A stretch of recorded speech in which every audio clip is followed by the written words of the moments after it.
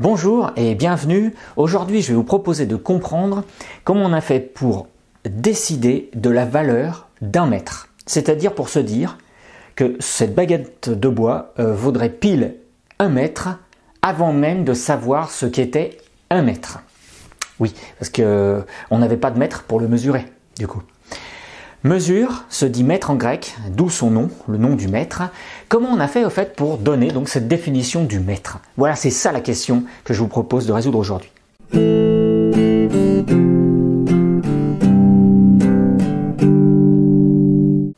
Alors, qui a pris cette décision? Tout d'abord, eh bien, c'est l'Assemblée nationale française. On est en 1790, on vient juste de faire la Révolution, le roi est toujours là, et le roi propose d'utiliser sa coudée, c'est-à-dire la distance entre son majeur là et son coude, pour choisir du mètre étalon qui va décider de toutes les transactions et échanges internationaux. Quand on veut, je sais pas, 40 mètres de tissu, bah, ça vaudra en fait son coude, quoi. L'Assemblée nationale dit non, il faut une valeur universelle, c'est-à-dire quelque chose qui ait du sens pour tout le monde et à l'échelle de l'univers. Alors qu'est-ce qu'on va prendre comme objet à valeur universelle? Bah, tout simplement la Terre elle-même. Si je prends un globe terrestre, là comme ça, je ne peux pas dire qu'il appartient à telle ou telle personne. Donc ça, c'est universel. Alors voilà la décision prise par les révolutionnaires français. 1 mètre, ça sera très précisément 1/10 du quart de méridien terrestre. Alors, qu'est-ce que ça veut dire ça? Ça veut dire qu'on estime que la distance entre le pôle Nord et l'équateur, là, ça vaudrait pile 10 millions de mètres. Autrement dit, 10 000 km. Et c'est pour ça que le méridien complet, le méridien dit polaire, qui va du pôle Nord au pôle Sud, celui-là, et qui revient là, ça fait pile 40 000 km. C'est parce qu'on l'a choisi comme ça. C'est parce qu'on a choisi la valeur du mètre pour que le méridien complet fasse pile 40 000 km. Donc, si on veut savoir ce qu'est 1 mètre, il va falloir prendre très précisément la mesure du pôle Nord à l'équateur. Et pour ça, on va envoyer 2 astronomes français, Delambre et Méchain de l'Académie des sciences. Alors d'abord Académie royale, puis Académie révolutionnaire, puis Académie nationale, puis ensuite impériale. Et ces deux-là vont partir en pleine perturbation politique de Paris. Un va au nord, vers Dunkerque, ça c'est Delambre, et Méchain, lui, par contre, va partir au sud jusqu'à Barcelone pour prendre des mesures, même à travers le Massif central, là. Donc c'est un travail colossal, ils vont mettre 7 ans pour le faire, ils vont être mis en prison plein de fois parce qu'il y a eu des changements politiques et tout. Et en plus, ils utilisaient des instruments de mesure qui étaient très particuliers et vraiment très visibles. Alors, Delambre a moins de distance à parcourir, là, mais par contre, c'est lui qui va faire la mesure précise de ce trait vert qui est là. Là, ici, vers Melun, il mesure une distance en longueur de 11 km, au millimètre près. Et il ne fait pas d'erreur, il utilise des règles en titane et tout ça. Et là, vous devriez me poser la question suivante. Nos 2 astronomes doivent mesurer la distance précise entre Dunkerque et Barcelone. Donc le trait rouge. Alors, pourquoi Delambre est parti faire une mesure d'un trait qui part sur le côté vers la droite comme ça? Ça n'a aucun sens. Pour comprendre ce qu'a voulu faire Delambre, je vais devoir vous expliquer ce qu'est la loi des sinus. Alors le sinus, c'est une invention indienne. Ce sont des Indiens qui, au VIe siècle, ont inventé le sinus. Et donc, on va prendre des petits Indiens là et je vais vous proposer une démonstration pour que vous compreniez le problème.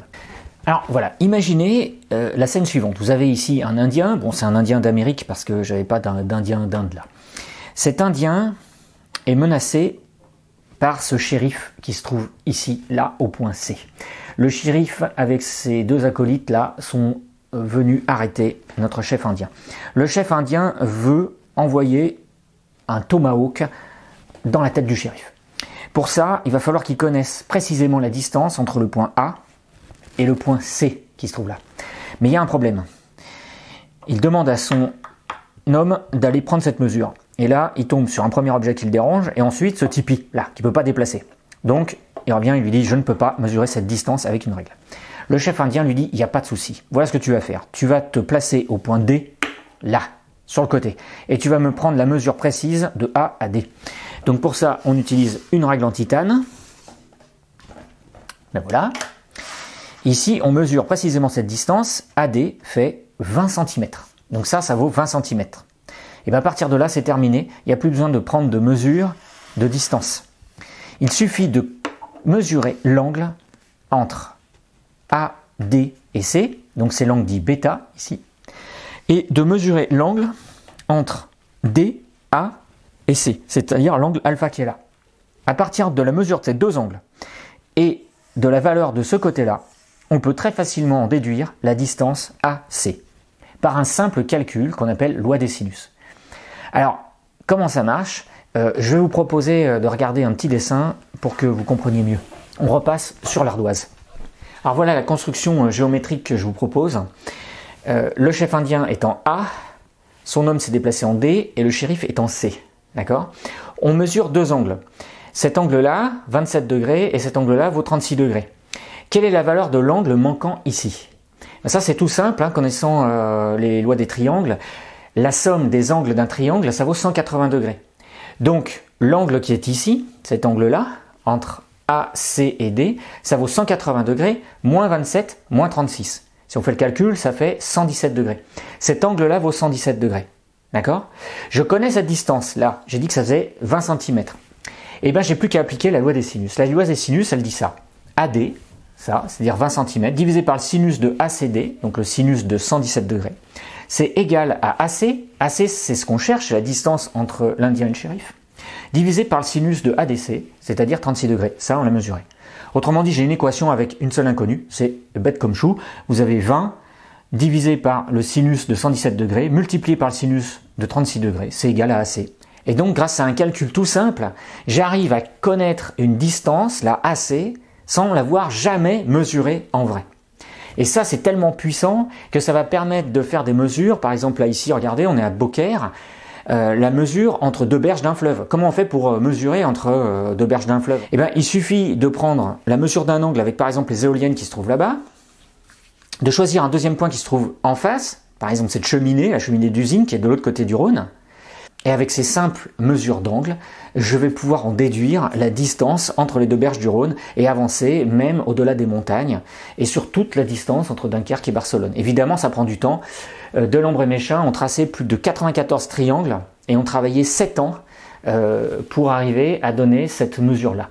Alors par contre, il y a un souci, cette mesure-là, DAB, Dunkerque à Barcelone, c'est pas la mesure entre le pôle Nord et l'équateur, c'est qu'une fraction de méridien. Donc, pour arriver à extrapoler au méridien complet, il fallait absolument mesurer la latitude du point D, la latitude du point B. Alors, c'est quoi une latitude? Ben, une latitude, c'est une position en degrés sur un méridien. Donc, regardez, là, ici, on va prendre cette carte-là. Là, ici, vous avez l'équateur, c'est le plan équatorial. Et en bleu, ce sont les parallèles. Okay, ce sont les parallèles qui permettent de définir la latitude. Latitude, ça va être parallèle, parallèle, latitude. Quelle est la latitude du point A? La latitude du point A, ici, c'est l'angle qu'il y a entre le rayon de la Terre qui part du point A jusqu'au centre de la Terre et le plan équatorial. C'est cet angle-là, ici. Cet angle-là, c'est la latitude. Mais comment on fait pour mesurer ça? On ne peut pas viser l'intérieur de la Terre comme ça, c'est caché, là, il y a le sol. Non, en fait, si on veut le trouver, il faut par déduction regarder au contraire le soleil. Là, regardez, avec ma fille, on s'est amusé à le faire, on a construit un petit sextant. Sur un sextant, vous avez deux clous. Ces deux clous permettent de s'aligner, de faire une droite. En dessous de la droite, vous avez un rapporteur qui permet de mesurer des angles, ainsi qu'un fil à plomb qui permet de trouver la verticale, c'est-à-dire un rayon de terre. Alors, en regardant le soleil, avec des protections évidemment, on peut mesurer cet angle. Regardez, ici, on voit très bien, la latitude de Beaucaire, c'est 44 degrés nord. On le lit directement sur le sextant. Attention, cette mesure ne peut être faite qu'à deux moments dans l'année, à midi, le 21 septembre ou le 21 mars, c'est-à-dire aux équinoxes d'automne et à l'équinoxe de printemps. C'est à ce moment-là qu'il n'y a pas d'effet d'inclinaison de la Terre par rapport aux rayons du soleil. Donc, quand j'ai mes latitudes pour deux points, par exemple pour le point A, là, ici, et je définis la latitude du point A comme un degré d'angle par rapport à l'équateur. Donc là, comme je suis au nord, ici pour Beaucaire, je vais donner la valeur 44 degrés nord. Et je précise par rapport au nord. Si j'avais un point au sud, je le mettrais par rapport au sud. Maintenant, vous avez deux points là, A et B, qui sont tous les deux à la même latitude. Alors, comment je fais pour les distinguer? J'utilise une deuxième valeur, c'est ce qu'on appelle la longitude. Et la longitude, c'est une valeur en degrés également, mais par rapport à un méridien choisi comme 0. Au départ, le méridien 0, c'était ce qu'on appelait la méridienne, qui existe encore, hein, on parle de méridienne verte. C'est une méridienne ou un méridien qui passait par Paris. Et puis les Anglais nous l'ont volé. Aujourd'hui, c'est le méridien de Londres qui définit le méridien 0, ce qu'on appelle le méridien de Greenwich. Et le méridien de Greenwich a la valeur dite 0, c'est-à-dire c'est le méridien de référence. Quand on part à gauche, c'est à l'ouest, et à l'ouest, donc, ici, j'ai une longitude par rapport à l'ouest. Là, ici, mon point A est à 40 degrés à l'ouest. Donc, je note 40 degrés ouest, comme ça. Le point B, au contraire, est à 20 degrés à l'est par rapport au méridien de Greenwich. Donc, il est là. Et ce qui pourrait être intéressant, c'est de connaître la distance, alors soit en degrés, soit en kilomètres, entre le point A et le point B. Et pour ça, c'est très simple. Quand vous avez des longitudes 40 degrés ouest et 20 degrés est, la distance en degrés entre ces deux points, c'est tout simplement 40 degrés plus 20 degrés de l'autre côté, ça fait 60 degrés. L'angle alpha vaut 60 degrés. Ça, c'est la distance en degrés entre deux points situés sur le même parallèle. Okay ? Et ça vaut combien en kilomètres? Pour ça, alors là, rien de plus simple, on utilise une équation bête comme tout. Si ça, c'est un cercle qui vaut 360 degrés, ça, c'est 60 degrés. Si on connaît la formule du périmètre, évidemment, vous connaissez, 2πr. Donc 2πr, c'est la formule du périmètre, là. Multiplié par la fraction de cercle, c'est-à-dire alpha, divisé par 360 degrés, le tour complet. Et vous avez la longueur, L, entre le point A et le point B. D'accord? Donc ça, cette connaissance-là nous permet de voir la distance entre ces deux points si on passe par un parallèle. Oui, sauf que il y a un petit souci avec cette distance-là.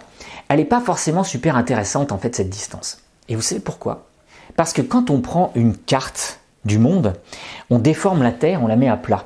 Et ici, le pôle Nord qui est là-haut, là, vous l'avez aussi grand que l'équateur. Ce qui fait que toutes les distances sont déformées. Et si je prends deux points, par exemple ici l'Irlande et la New York, j'ai l'impression que la distance la plus courte, c'est le trait que je trace avec une règle, c'est-à-dire bien droit, là comme ça, c'est le trait rouge. Je vais vous surprendre, mais la plus petite distance entre l'Irlande et New York n'est pas ce trait rouge, mais cet arc de cercle que je trace devant vous maintenant, et qui passe par ce point vert là. Voilà. Ce point vert là, c'est la position de l'épave du Titanic. Alors le Titanic, je vous rappelle, c'est un bateau qui n'a fait qu'un seul voyage, alors qu'il était censé être insubmersible, avec à son bord un capitaine expérimenté qui part à la retraite dès la fin de ce voyage, mais qui va finalement mourir avec son bateau, parce que c'est comme ça que meurent les capitaines. Et le Titanic s'est retrouvé beaucoup plus au nord que mon trait rouge. Et du coup, il a été confronté à des icebergs qui venaient du Groenland, et ça a crevé sa coque. Pourquoi était-il si au nord?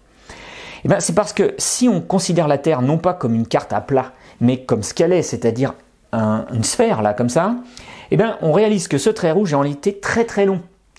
La distance la plus courte, c'est ce grand cercle qui passe par le centre de la Terre, là, et qui fait environ 300 à 400 km de moins que le trait rouge qui est là. Voilà. Pour comprendre ça, l'idéal, évidemment, il vaut mieux prendre un globe terrestre et regarder l'Irlande ici et New York là. Faire ça, c'est beaucoup plus de distance que de faire ça. Vous le voyez avec mon doigt, regardez, là je fais ça. Ça fait un arc de cercle là comme ça sur la carte. C'est beaucoup plus rapide que ça. Et partout dans l'hémisphère nord, il faut remonter vers le nord en fait pour aller plus vite à un point donné. Dans l'hémisphère sud, c'est le contraire. Parce qu'en fait, on a des grands cercles comme ça qui passent par l'intérieur de la Terre, qui rejoignent les deux pôles et qui seront toujours plus courts que des lignes droites qui, elles, passent par toute la rotondité du globe. Voilà. Alors si vous ne comprenez pas ça, achetez-vous un globe comme ça, c'est rigolo, en plus ça fait de la déco là, et vous apprendrez à connaître un peu le monde pour avoir envie d'y voyager. Mais faites attention, n'oubliez pas que le tour de la Terre, c'est pas 40 000 km, c'est un peu plus 40 008 km, donc prévoyez un petit peu plus d'essence que prévu. Voilà. Mais écoutez, j'espère vous avoir appris plein de choses aujourd'hui. Je vous remercie de m'avoir suivi et je vous dis à très bientôt pour une prochaine vidéo.